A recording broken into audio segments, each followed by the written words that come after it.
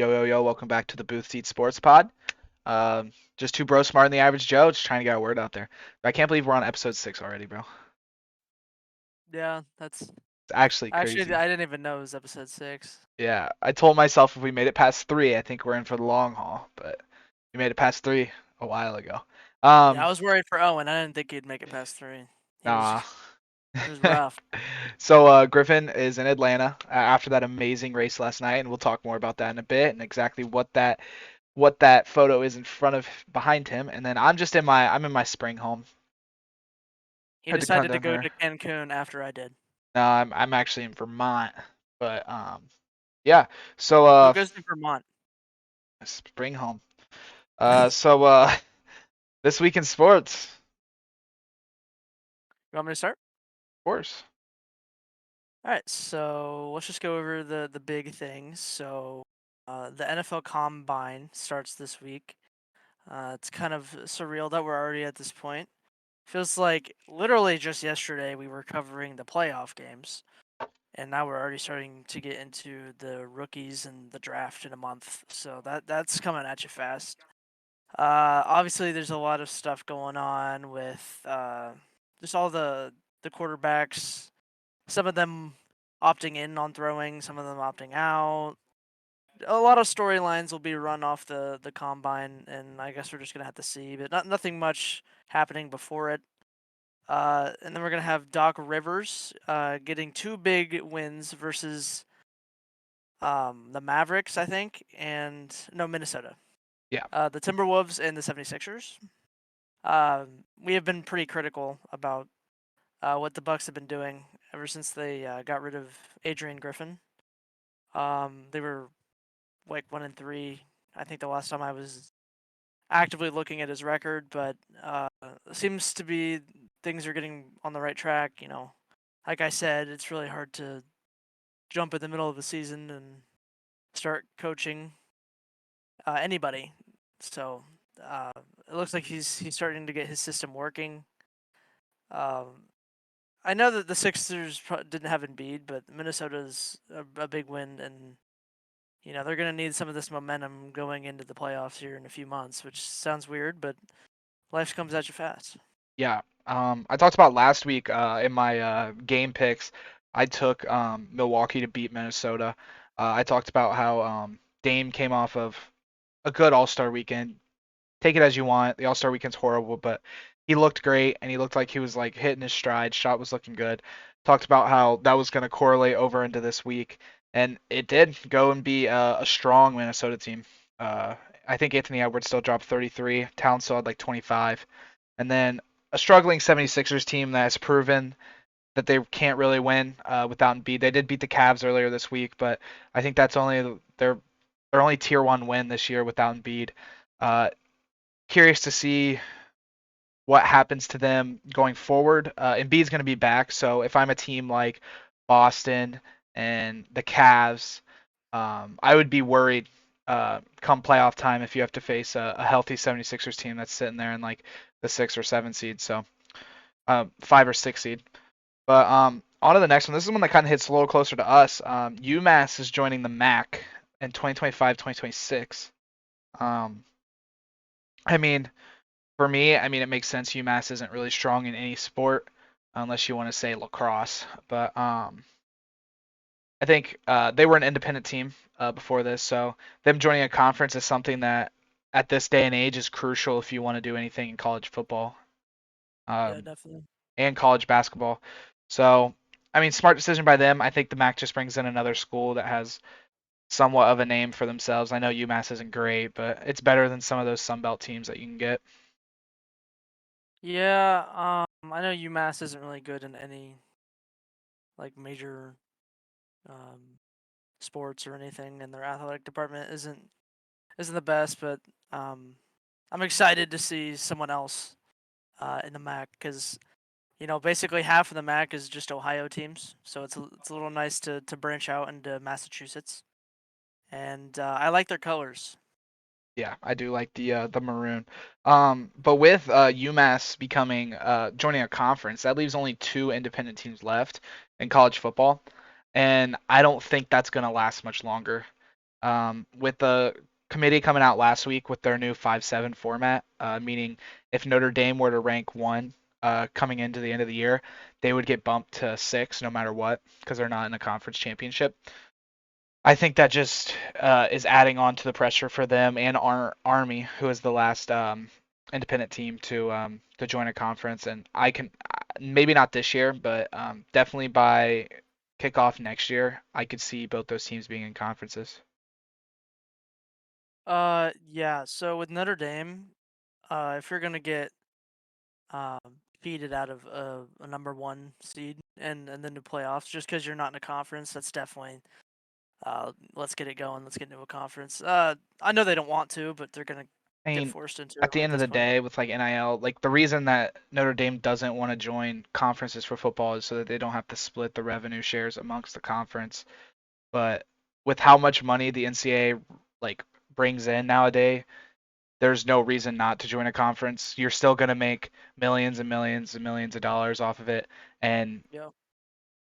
I don't see why they won't. I think it'd be better for football if Notre Dame was able to get into like a pretty competitive conference. I know they have a lot of ties with the ACC, but obviously that's not where I want them to go because the ACC outside of Clemson and Florida State, um, they do like North Carolina can have some years and we've seen like Syracuse pop out of nowhere sometimes, but they're just not really capable of having the big names every year like the SEC and the Big Ten. So Yeah. I hope they try to find a conference. I know like the whole conference thing of like making super conferences is pretty uh un unliked, but I think with Notre Dame, it's just to make your football program better. You should probably join.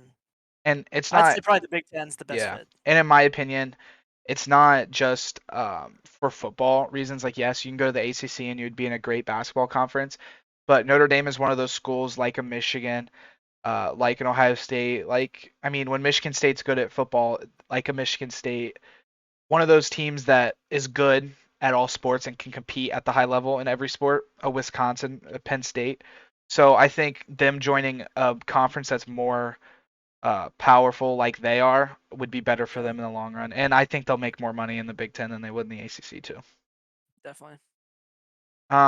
Next up, I watched this one live. Duke, Wake Forest. Wake Forest takes down number 8 Duke. Wake Forest upset North Carolina earlier in the year, so they were feeling it. I think they had won. I think they're 17 and 0 at home this year. Mm, didn't know And that. while the students were rushing the court, Kyle Filikowski got basically ran over, sprained his knee, and afterwards, coaches and media were calling out for them to ban court rushing. Yeah. So this is a lot to digest here. Obviously, I think that that's stupid. That makes no sense. Don't ban rushing the court. I think what needed to be differently done is at what time to rush the court. Yeah, Definitely let the players get off of the court and go into the locker rooms before everyone rushes the court. But I mean, if you're just gonna want to take court rushing out of college, I mean, that's like half the fun of it. It's just like your community and your fans just being able to go on the court with you. I mean, I know probably not much of you saw it, but the BG Toledo game, we got to rush the court, and that was awesome. Obviously, not as many people and a smaller setting, but still, we rushed after everyone was off the court. So I yeah, just think Wake Forest probably didn't have that scenario of them rushing the court fully like planned out, and it let it slip away and caused a pretty bad thing to happen. I think that's probably one of the worst ways to get an injury is to have someone run into you. It's like a kind of like a Caitlin Clark situation with a fan running into her when Ohio State beat them. So yeah, I hope they we just learn to just let the guys get off the court first, and then you can storm. yeah. I agree with you. I think you can't take court storming or field rushing out of the game, but as you said, we were a part of a much smaller one this past week, but there are ways that you can do it like safely. And no matter what, if you go out there and you beat a number 2 team in the nation, as a player and as a fan, you're still gonna have just as much hype a minute later. Yeah. For instance, after the handshake, then you go because then the players will already be heading to the locker room, already on their way to the locker room Yeah, and for sure. almost off the court. But it's unfortunate. Um, I do think the NCAA is going to do something. Conferences like the Probably. SEC already have upwards of $200,000 offenses if it does happen in SEC play, and then a lot of other conferences have stuff in it too. So it's definitely going to happen. I hope they don't take it out permanently because that'll ruin the game, and it's something the NCAA would do, in my opinion. I think that's just something they would do, is take it out because I could definitely see them overreacting yeah, over over something like, obviously this is probably the worst case scenario that could have happened. Is someone getting injured, but you can't let that scenario dictate how harsh you're going to rule, because I mean, how many great moments we've seen in sports, almost all of them include court rushing or field rushing if it's football. I mean, that's literally just the game. So I hope they realize that. Sure, you can up security and all that, but just don't take it away permanently. Just tweak it. yeah. Um, you want to cover the next one? Yeah. So the Ambetter Health 400 at Atlanta Speedway. It was NASCAR's week 2. We'll get into this a lot more detail. I just kind of wanted to throw this out there in the week of sports. So Daniel Suarez won, I think, his first race in I could be wrong, but I think 2 seasons. Definitely needed from him. Him and Chastain have their 7th win at Trackhouse as the motorsport. And there's only 2 people there, so that's pretty impressive over the last few years. And one of the greatest races we've seen, at least I've seen, since I've been watching NASCAR. It had everything you wanted in a race: crashes, good racing, a lot of drama. So we'll get into it more, but Daniel Suarez wins it, and I think if you win a race, that's a pretty much a playoff lock. So we'll see how far Daniel Suarez can make it to the playoffs. Yep. And then Victor this week. Oh my gosh, Victor Wembanyama, rookie for the Spurs, absolute dog this week. I know this next person we're going to cover is a dog too, so I think the bottom of this list is just dogs. The other night, Wemby dropped a quad 5 game, which means actually a I cannot say this word. A A double? quintuple. He dropped 27 points, 5 assists, 10 rebounds, 5 steals, 5 blocks, which is insane for someone who's just A 19 rookie. years old. Yeah. And then also this past week he had a triple double with blocks. Uh, been on an absolute tear. Pretty much locked rookie of the year with Chet. Having a really rough. He had a good first third of the year, but has struggled since. I think he's only averaging 16 a game. So Wimby's definitely filling the shoes that we have all placed for him, and he's gonna be the best player in the league in 4 years, 3 years. Yeah. I think the only thing that I would question or look out for is just the injury. With him being as tall and lanky as he is, he's definitely going to be prone to more injury than your average guy. So, if anything is going to make his career a little less um, what we think it is, it's going to be because of injury. He's shown so much potential so far, and it's only been a little over a half into the season.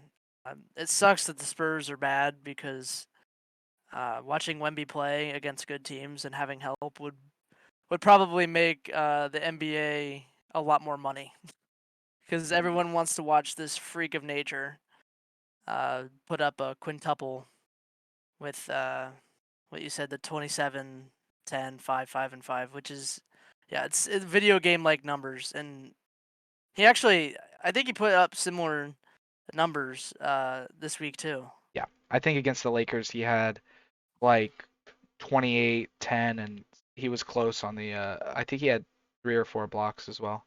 So Yeah, yeah, so being able to put this up on a consistent level is insane. And yeah, we'll definitely this is definitely not the last of his performances this year. I don't yeah. think. The thing that surprises me with him is the steals. Um, Going Yeah, out that's there and true. putting five. I mean, he is averaging almost 1.5 steals a game, which for someone that's 7'4" and a rookie in the league, that's just unheard of. So that's really impressive, and kudos to Wimby. Yeah. So do you Um, want me to go over this next one? no, no, no, no. All right, NHL rookie Matt Rimpey. All right, know his name. He's the next villain of the NHL. Had a little. I think he was injured to start the year. So he did not start until 5 games ago. I think he played his first game about 2 days before last week's pod. He has been in 3 fights this week alone. That's a Yeah. dog, dude. Like I don't know how you could just like step into a rink with a bunch of men and then you just start throwing fists. It's badass, dude. I think this it's kind of the same as like a NASCAR narrative where people who used to watch it might have been like it used to be a lot more physical back in my day. Yeah. It just a lot more hard nosed and with hockey, I feel like this is probably someone that they're going to use as an example because that's badass. I think being able to just take off your gloves and start whooping each other in mid game and nobody does anything about it is the coolest thing in sports. It's Because awesome, it's dude. like you're gonna talk shit, you gotta prove it, and it's a unique situation that no one else in any other sport can do. Yeah. Maybe other than boxing and the UFC and all that, but that's what they're paid to do. So, badass. That's all I have I to say. mean, if he keeps this up and they start winning games because of his actions, dude, I think he might be getting paid to fight. It'd be funny. All right, well, we'll segue over to NCAA basketball. Kind of a big week in basketball. We talked about last week how NCAA women's is kind of just owning NCAA men's right now, but NCAA men's hurt us, and they clapped back a little bit this week. Um, we started in this week in basketball last week talking about how UConn was basically unbeatable. Um, Yeah, Kind it's of clueless. cemented themselves as the number 1 team in the country, and then they go out and lose by 19 to Creighton. And is that not just basketball? Like, It is. and isn't anyone safe? No. I think in probably like football and probably baseball, I'd say your untouchables are pretty certain Yeah, every season. Like if you're pretty much like there in terms of like the full season and you're as dominant as UConn has shown, you could definitely say like this is definitely the team to beat. And then Creighton goes out there and does it by 19. I mean, it's so hard to predict anything that goes on in basketball just because anyone can have a night off and anyone can have a night that they can't miss. yeah, And no matter how good or how bad you are, you can't escape that condition. So, yeah, Creighton just like blew them out. Couldn't miss a thing, and it was the opposite for UConn. I mean, it's just one of those things. yeah. I think this just shows that college basketball is not what it was even just 10 years ago with undefeated UConns going into the tournament at one point being 35-0. I don't think we're going to see that really. I'm not going to say ever again, but not for a while, especially with like NIL. You have Yeah, schools like for sure. Rutgers, who's landing 2 of the top 5 recruits in the nation, and then they'll be a factor. And it's like with NIL, everyone can get who they want. I know Creighton. I can't remember. I can't say his name. It's a long name, but he transferred in from South Dakota State last year, and he's been a factor for him. So I think the transfer portal NIL just makes it so college basketball, on any given night, anyone can go win a game, and I think we see that all the time. I know we'll touch on it on our last part of the basketball section, but it's a fun time. March Madness is going to be really fun. I don't think Well, for sure. I don't think anyone's going to predict the upsets we see. Obviously, we have the 16-1s and 2 No, and 15s that you're not going to predict, but I think you're going to see some in the round of 32 and the Sweet 16 that your jaw just drops. But we can go over to another high ranked team, Houston. Revives Baylor. Baylory. Get it? Barely. Yeah, he's stupid. So if any of you might recall last week, I actually chose Baylor to win over Houston because I was just like, that looks like a good game that could turn out in Baylor's favor. Um, as you can see by what we just said, did not happen. But in the way that it happened is what I'm most upset about. So you have Houston and Baylor tied with a few seconds left on the clock. Baylor has a wide open layup. Swear to you, the dude who's making this layup, halfway up shooting it, the ball just slips out of his hand like he put oil on it. So funny. And then Houston ends up winning in overtime. And I'm like, if that's just how this week's gonna go for me, I thought it was at that point because I was struggling pretty hard in the game, and we'll get into that a little bit later. But of course, the one time I pick a team that would upset the number 2 team in the nation, they would get super close but couldn't do it. So it's like kind of teasing me a little bit, and I'm never gonna pick Baylor again. Yeah, you stick by your It's a no. word. You said you weren't gonna pick the SEC, and you about did this week until you realized. Yeah, I was halfway through making my picks this week, and I was like, "Oh, I forgot I can't choose the SEC." So I went with some So teams. um, with that like little shake up this week, UConn drops all the way back to 3. Um, I wouldn't necessarily say it's.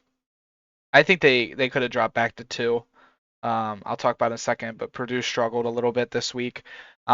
Houston, number 1 now, just beat a top 10 team. Purdue moves up to number 2, and then actually speaking of Purdue, Zach Edey goes out and drops 35 points, 14 rebounds in their win over Michigan. Pretty much clinches Naismith Player of the Year at this point. Going for 2 times in a row. And I mean, I don't know how he's going to correlate over to the NBA. I know a lot of metrics, looking at size and skill, show that he should be a pretty good role player in the NBA. But I watch Zach Edey sometimes, and I'm like, he's going to get bodied when he gets in the NBA. And it kind of showed when they played in. He played for Canada's national team this past year, and really didn't see any playing time. And I know he was playing with a lot of NBA pros, but we'll see what happens. Wasn't too impressed with Purdue's win. I think they won by 6 against Michigan, a very struggling Michigan team with 8 wins. So a win's a win, especially when you're getting into March. You'll take whatever you can get. So For sure. Speaking of March, um, this March Madness, I only have one expectation. Please be better than last year. Last year, I was so excited. I was like, I'm gonna win my league this time. dude, I'm last year gonna was have a good fun. bracket. No, it was not fun because everyone that I had going any bit far was dead after the second week. Well, don't pick I'm like, are Purdue. are you serious? I didn't pick Purdue. I can't even remember who I picked. I blocked it out of my memory completely because of how horrific it was. It was like watching your hopes and dreams just get crushed, like straight up. Like my Elite 8 all was out in the first 2 weeks. I'm like, how is this possible? I just Hey, hope that doesn't yeah. I Speaking I of, I like the upset, but just don't upset the whole field in the first 2 weeks. I'll take it if it's later than that. Just don't do it in the first 2 weeks, please. I speaking of beg a you. team looking for March Madness, Michigan State, a team that always finds their way in. Tom Izzo is a great coach, great scheduler. A lot of people that aren't true college basketball fans will look at their record about a month and a half through and will think it's a down year, but it's not a down year. They play top tier teams in their non-conference schedule, and they've brought it back. I think they were 17-10, but they lose to an Ohio State team on a game-winning 3 from Bonner, an Ohio State team that had lost 17 straight road games in Big Ten play. Really? Yeah. Holy. I did not know that. Yeah. That's pathetic. Yeah. That's like that's like Rutgers before they were pretty decent this year in football. Yeah. Like that's how It's bad we're that's talking. bad. That's That's nasty. just 2 years in a row of just losing. conference games. So, hey, interim head coach, if you want to sign the papers, all for it. Let's see what you do in the Big Ten tournament. But if we're not a first round exit in the Big Ten tournament, sign those papers, dude. You're coming back. What seed is Ohio State going to be in that tournament? Do we know? I think right now we're like a 12 seed. No. I mean, yeah, like we said, Holtman, their old coach, got fired because this is like the third year in a row where they've started really well and then just completely collapse after the first like month of play. So excited to see what someone other than him has cooking in Columbus. Yeah, yeah. Uh, Ohio's he already has 2 really good wins on his resume, and he's been there for not even 2 weeks.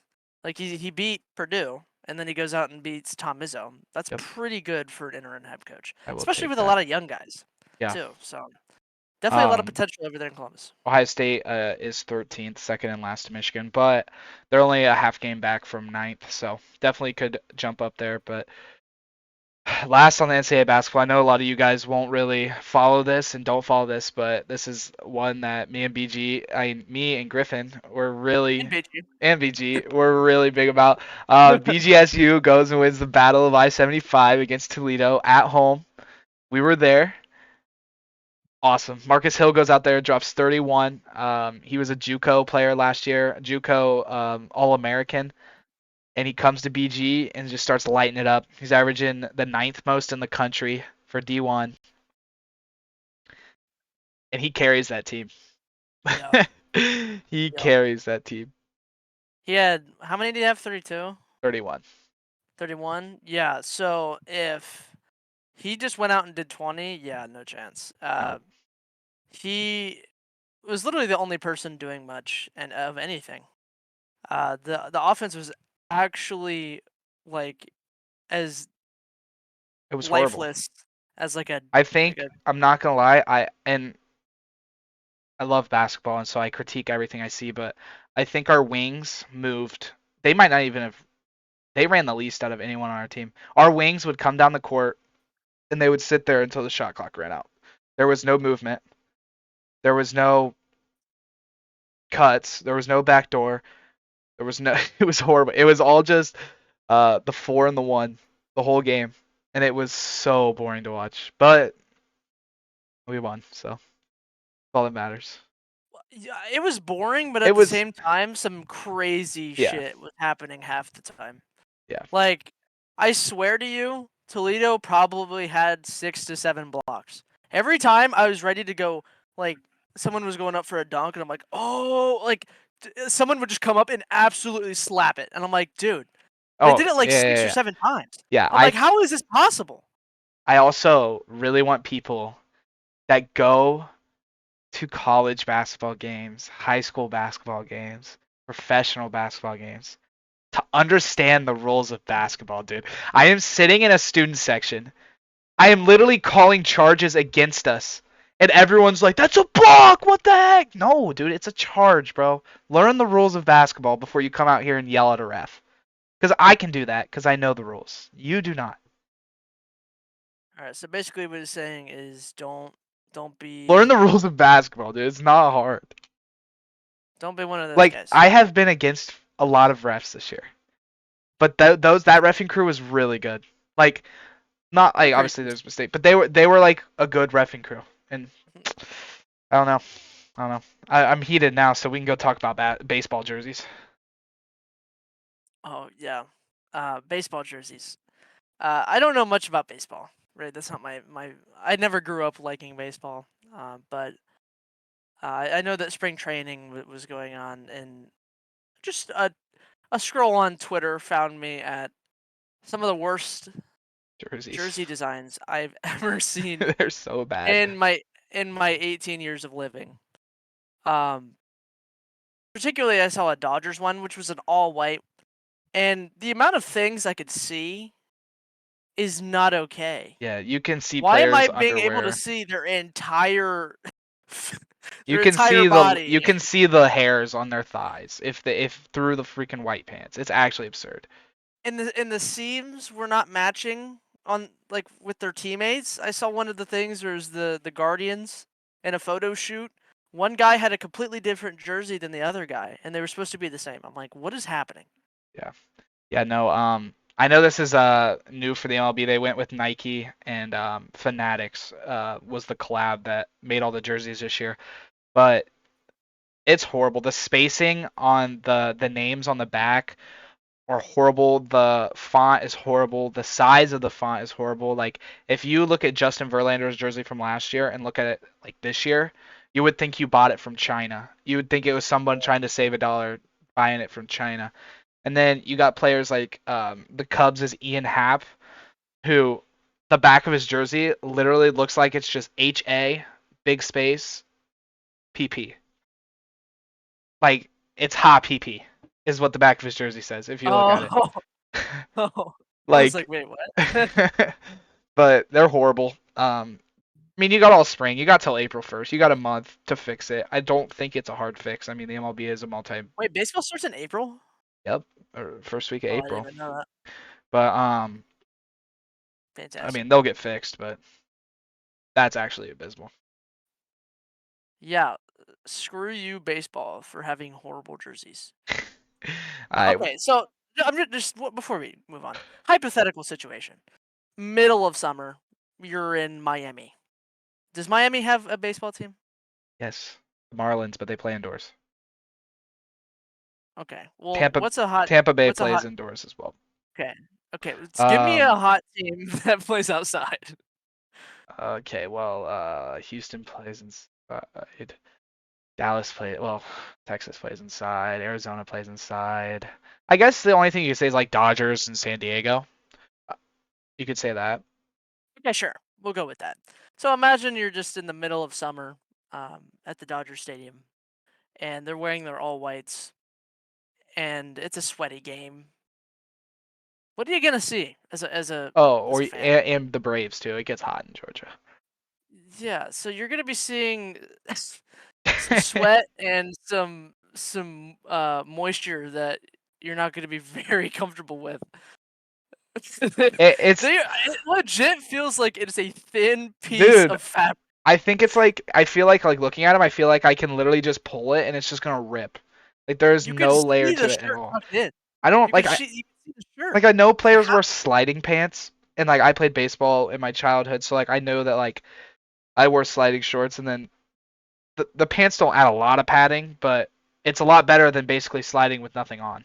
And I feel like these new like pants that they're wearing is like sliding with nothing on. They look like they feel horrible. Yeah. Poor you guys. Yeah. Have fun So watching that. Griffin mentioned earlier we are going to talk a little bit better about the And Better Health 400 race this past weekend in Atlanta. Griffin has officially got me addicted to NASCAR, and I'm all for it. I love it. I sat here for 3.5 hours yesterday watching a race, and I enjoyed every minute of it. But in Griffin's words, and in my words, it's the best race I've ever seen. Yeah. I've been around for 18 years. Probably didn't watch my first NASCAR race probably till early 2010s. But with that small sample size, I can definitely tell you that this was the best race I've ever seen. Um, it just everything you wanted in a race. It was. You want a big crash that immediately it kind of got me a little bit worried because people have criticized Atlanta in the past for being a crash fest. And lap 2, almost half the field goes out. That's a little bit of an issue and I was kind of worried. But um the whole rest of the race, the only big crashes were probably about like 4 to 5 people. Yeah. And that's really not that bad for this speedway because you can get really fast on the speedway. It's like a Daytona and a Talladega. So let me just look over a few of the things. I think Logano last week in Daytona. Daytona was running good all day. He had a really good race car, really fast, and like we said, he got spun with like 8 laps to go. So I was thinking that maybe he's really good. I was like, he's probably gonna figure out a way to do something good at Atlanta, and I was right. He was cooking. Yeah, stage 2, in he led stage for a two. while. Yeah, in stage 2 he was cooking, and was it? I can't remember. I think he got loose. No, I think he he got went loose. up. No, there was a car to the high side, and he went to go up and like kind of clipped the front end of the car, the high side, and then just started Oh, spinning. okay, I got you. So yeah, so he's just on turn 2, and it must have been a miscommunication with the spotter, but he was not clear to go up to the high line because Chris Busher was right behind him, and he just hit Busher, and Busher just kind of ran him into the wall.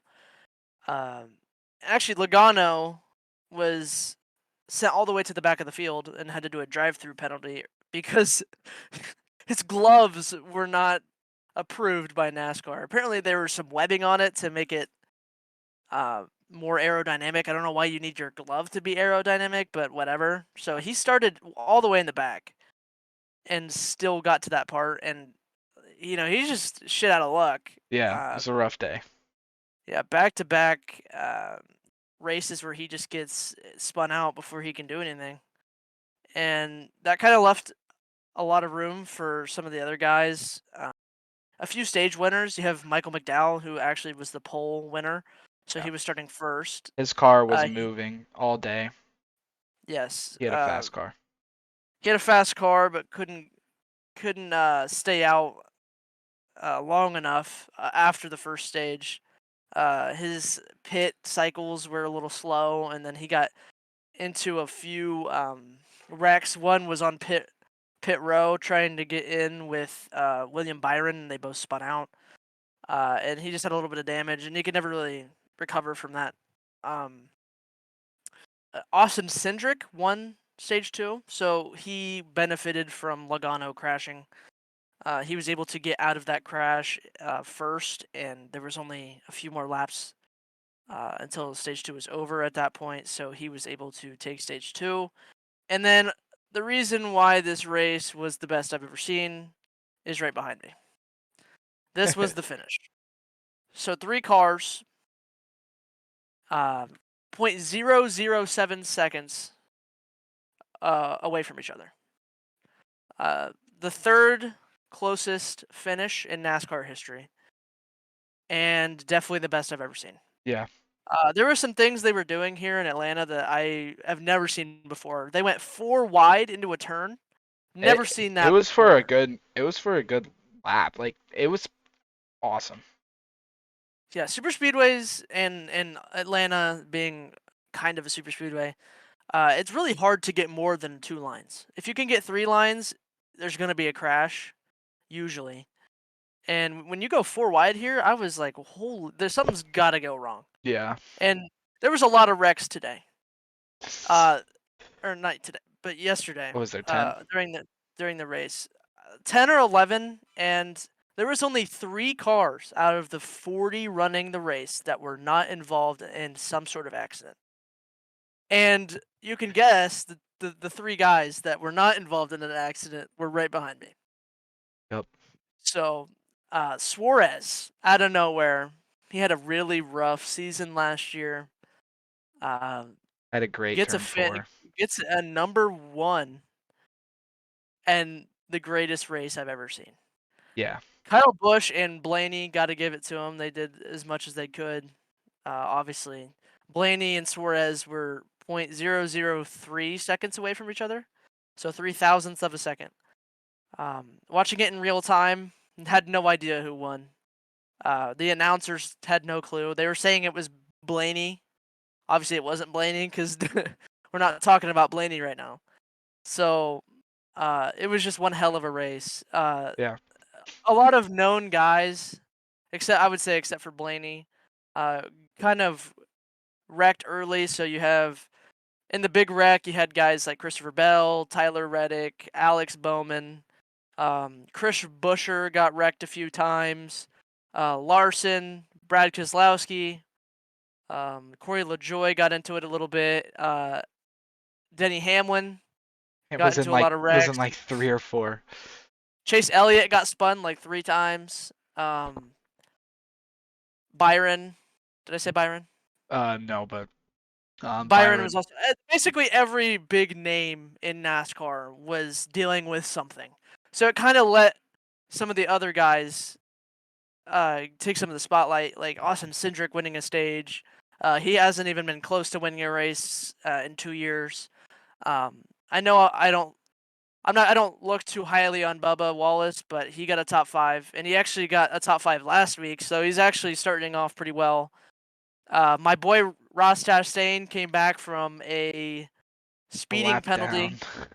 and being a lap down to all the way to seventh. A few more laps, I think he probably could have gotten top five, but uh, it was just one hell of a race. And I think this allowed a lot of people to start getting interested into NASCAR because I've never in my entire life seen this much attention for NASCAR.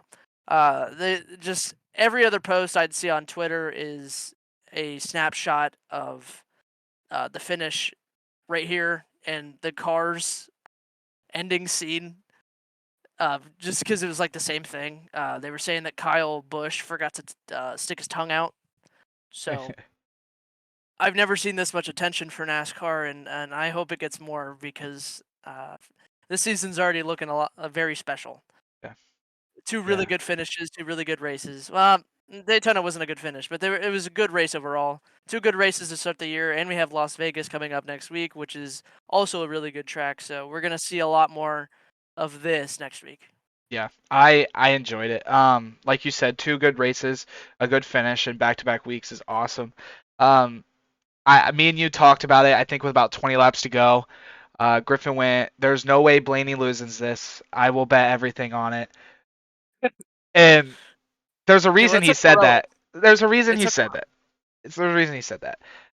Blaney, at the time had Cindric behind him. They were draft partners and they were pushing away from the field. Um, I think what was that? Probably with about like 10 laps to go, 8 laps to go. Cindric didn't get in his line right and dropped. Like he had to have dropped back to like sixth or he seventh. got he got stuck in the middle. There was a high line and a low line, and he got stuck in the middle. No one was drafting behind him, so he just slowly fell back, and that kind of gave enough room for other cars to replace Cindric Yeah, because Blaney and Cindric are teammates. They are both racing for the Penske. So yeah. um, So I felt bad from then, and then when you're going into the last restart, was it with like 5 to go? Um, Bubba makes his way up behind Blaney, and going into the last two turns, Bubba just fell off, and then that lead that Blaney had just got ate up. Suarez comes over the top, takes it. But I do feel bad for Blaney because if Bubba didn't die there going into that last turn, he definitely drafts off of Bubba yes, and gets a definitely. push and definitely wins. But And they you are know, they are best friends in real life too. So I wonder how that discussion went afterwards. yeah. So we'll see next week, Las Vegas. I'm excited. I know me and you made some picks later on. Um, yeah, it's a new segment this week. Yeah. So, if you watched last week, about midway through, when we were talking about Daytona, we talked about how Harvick had brought up that somebody was a no-show Jones, and so we spun off of it. We went no-show Joe, and Yeah. we're Sounds just better. it sounds so much better, and we're just gonna talk about like the people that didn't show up this week when they should have. Could be teams, players, and I really enjoyed figuring out my no-show Joe. So, I mean, if you want to start, I think I know what yours is. Yeah, so my no-show Joe was something that I brought up earlier. The Baylor player um, sending the ball to another country when they could have beat ranked two Houston. A little bit of a personal vendetta, just because if they won, that would have given me 200 extra points, so I could run away with this thing. But these teams I'm picking, they just want me to keep it close with Owens, so it's a little more entertaining. I get that. Yeah, this is all for show. It's all rigged. It's just how this goes. But screw you, Baylor, for screwing me over again. I can't get a break. You guys, like, just the basketball in You general. done with the Like, Big can you? 12, dude? You done with the No, I'm Big not done 12 with the now? Big 12. I like the Big 12. Big I think 12 they're did a good. great for me last week. The Big East, I like to pick on because I they're so crazy over there. yeah It's crazy, but like not SEC stupid to where a team that you think is going to do really well gets blown out by 40. yeah So I think the Big East is just a more competitive, and I also think it's because they don't get a lot of attention in any other sport yeah. but basketball. So I like to give them a little piece of the bone when we can. Yep. My no show Joe of the week actually helped me out. Helped me beat Griffin. I took the Vegas Knights. Last week I took Toronto to beat them. Toronto did go in there, and beat them 7-3. They got absolutely smoked, and then proceed to lose the next 2 games. That week, losing 3 straight this week. Vegas is sitting second in their conference right now, and I mean they just decided not to show up this week. Like I think they threw out a minor league team and they got destroyed all week. I think they lost 3-1 another day. So Vegas, my no-show Joe. I don't know a bunch about hockey, but I mean they're the defending Stanley Cup champions, and it's just unacceptable. And I don't think I could pick them like to win anything at this point if you're gonna go out there and lose 3 in a row. Yeah, especially for the only thing I know about the Vegas Knights is that they're good at hockey. So uh, not very good. Not doesn't look very good for you at all. Yeah. So we made it towards the end, which means it's the game time. Um, Last week, this past week is like basically identical to last week. I topped Griffin, 600 to 500. I went 5-1 with an underdog, and Griffin went 4-2 with an underdog. Kind of screwed though, because if you remember last week, I talked about how like I was picking primetime games, trying to pick the underdog, and turns out only one of them actually was the underdog. So that kind of sucked. I mean, Vegas literally had 2 games up on Toronto, and Toronto was favorited. So um, it sucks, but overall on the season, Griffin has 1,800 points. I have 1,700 points. I'm creeping up, dude. After your dominant week 1, I am slowly but surely coming back. So Yeah, you well, better watch out. someone with a higher power than we know is Oh no, rigging this you to better watch be. them toes, bro, cause I'm coming. I'm watching my dogs right now. I can't go to bed without thinking about it. I mean, I'm just there's so much pressure on me. I can't handle it. So we'll start with the NBA. Added another one this week, so we actually have 4 events this week.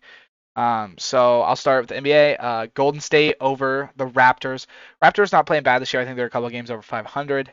But Golden State's won 8 of their last 10. Starting to feel it. They need it. Clay is playing better off the bench.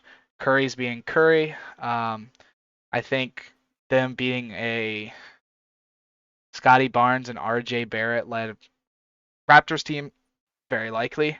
And then I'm gonna take Denver over the Lakers. I think I said this 2 weeks ago when I took Lakers over Pels that the Lakers are in must-win situations right now.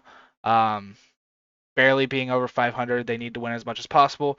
But when you're playing the Denver Nuggets, you got to face the Joker, and unless you're Batman, you're not beating him. So And I don't watch the Lakers much, but from what I know, I think that the Nuggets always have their number. yeah, So I think that's a pretty good one to pick on. So mine, I have the Bucks over the Hornets. I'm buying into the Bucks getting their shit together, and the Hornets are literally sad and depressing. So that should be an easy win. And then I have the Suns over the Rockets. So what I'm doing is I am doubling up on favorites for the NBA because I hate basketball and I hate how much that does not matter if you're an underdog or not. So I'm gonna do 2 favorites to try to just squeak out with a 2-0 in the NBA because I think more of the mindset should be I need to win instead of I need to win upsets. yeah. So Uh, now you continue. What were you gonna finish? No, I was gonna say you can go ahead with the NHL All right, picks. so now we're on to NHL. As Griffin said, he's trying to go 2-0. I'm trying to go 2-0. I'm trying to go 6-0 every week, but in the NHL, I'm taking Kraken over Penguin. Penguin, I think I have 3 games on them. Kraken. You're taking Kraken over Penguin? Yeah.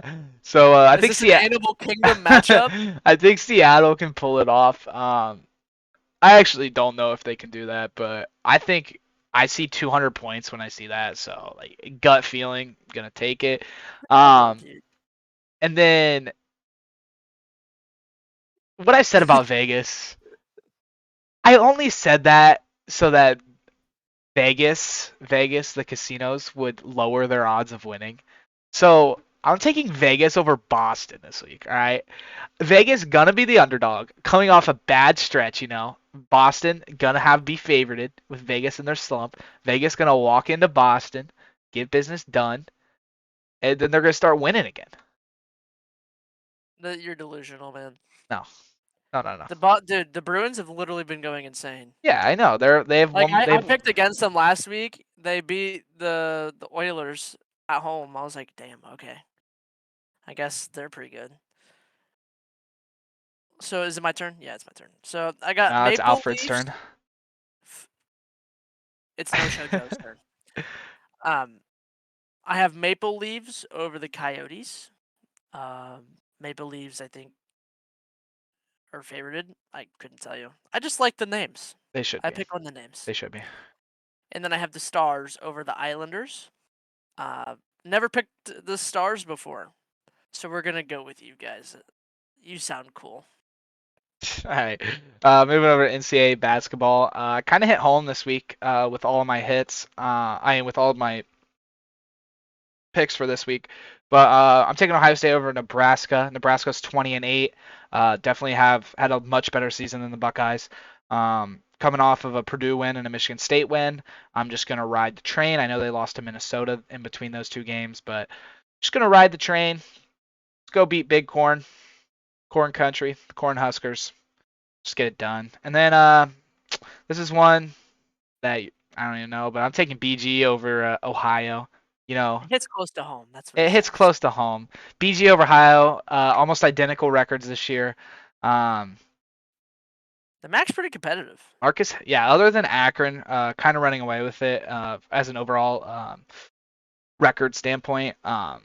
It's really competitive in that 2 through 5 spot. So I think we're 1 game above Ohio. So I'm taking us to win that. Put ourselves in a good position in the MAC tournament. So my logic. All right, so my basketball games. I'm taking Iowa State over Oklahoma. Iowa State's having a pretty good year, and Oklahoma, they're good. It's just they play in a Big 12 that's really good. So it wouldn't shock me if Oklahoma gives Iowa State a run for their money, but I think Iowa State's got the guys around the team to make it happen. And then I'm buying in on Creighton. I'm putting all my chips into the table. I'm taking you guys over Marquette. Marquette, which, if you can remember, a few weeks ago got absolutely destroyed by UConn, which Creighton absolutely destroyed. It's a full circle Big East thing, so That's not gonna happen. That's not how basketball works. that is true. Creighton, please, please, please, please, please, please, just do me a solid and go out there and get me some points, because I don't like it being this close. Fair. All right, and going in on a new thing this week. I think this is probably gonna be something that we add every week. Because me and Griffin really enjoy this like little game that we do. I think it kind of is just like a fun way to end the podcast. But we're going NASCAR. In Vegas this week. So how we're gonna score it is we pick 2 drivers to finish top 10. We get 100 points for each driver, so you can max 200, low 0. Kind of just like picking the games above. So I'm gonna start. I'm gonna take Kyle Larson to finish top 10. Got spun out. Got spun out this week. Messed up his front right fender. Had to end his race early. Has raced really fast the last 2 weeks and aggressive, and I think it's just gonna translate over to Vegas. And I think he can get a top 10 as long as he's not in the garage. And then another driver that raced really hard yesterday, Martin Truex Jr., was in that kind of top 10 area for about the last 60, 70 laps. Kind of fell off of it on the last restart, dropped back to 12th, and that's where he finished. But I think he runs hard this week and puts himself in the top 10 and get me another 100 points on the board. Yeah, so usually it would be in this scenario, I would talk shit and say that you're stupid, and I know I'm supposed to hate you and want to beat you, but I'm jealous of your picks. I think those are really good picks. Oh, Larson is definitely due for a breakout, and I think a lot of guys are. Just because of how much crashing there's been in these first two, a lot of guys haven't done what their standard is, and I think you'll see once we start getting away from the super speedways, you're going to see a lot more of the skill come out and play. So I definitely like the picks you have, but I feel like I got a little bit better. So Christopher Bell, another guy that hasn't really been able to show what they can do this season. He got wrecked in Daytona and in Atlanta. The second lap, he was involved in that big crash, like we said. He's definitely due. Uh, he was in the championship 4 last season. He's definitely capable of winning here. He's good here, so I think he's got a good shot. And the Hail Melon Man himself, Ross Chastain, he's due for one. All you got to do is stop getting stupid penalties for no reason and just don't crash. That's his top 2 criteria. If he could pass both of those with flying colors, he's going to be up there. I promise. I can agree with That's that what one. I have. I That's mean, what I have. yeah, I can agree with that one. I mean, two of my friends is best drivers you've picked, so I guess I can't root against you. I guess we can trash talk each other on the other ones, but I guess unless I'm picking McDowell next week, then you can't really talk trash to me about the Well, I, my I think NASCAR picks. with this one as well is there's 40 drivers and we're just picking 2 to do in the top 10. So that the percentage of us actually being able to hit on these is quite low. So it's not really a 50-50 chance like for Yeah, basketball and these other sports. So I think it's more fun to just go out on a limb and say I think this driver's got it yeah, I because can it's a agree. 1 in 40 chance. And I I know this isn't scripted. Or wait, what did you say? No, you keep going, bro. I was gonna say one more thing that we didn't write down in the script, but Oh, um, the UFL. oh yeah, Um, we were supposed to put this on the script. yeah, but it was just be a brief. It's gonna be starting up in late March. Recently, the XFL and the USFL merged to make one group, and I think that was really good for the sport. It's like your minor league football.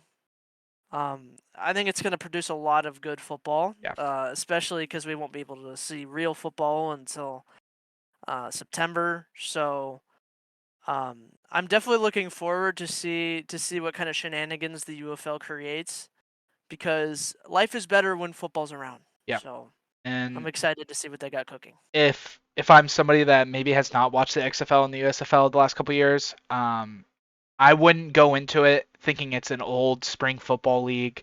It's like how it used to be. This is like a really competitive, high level football game. So I would go into it with an open mind because it is truly fun to watch, and it's kind of weird watching football in March and April.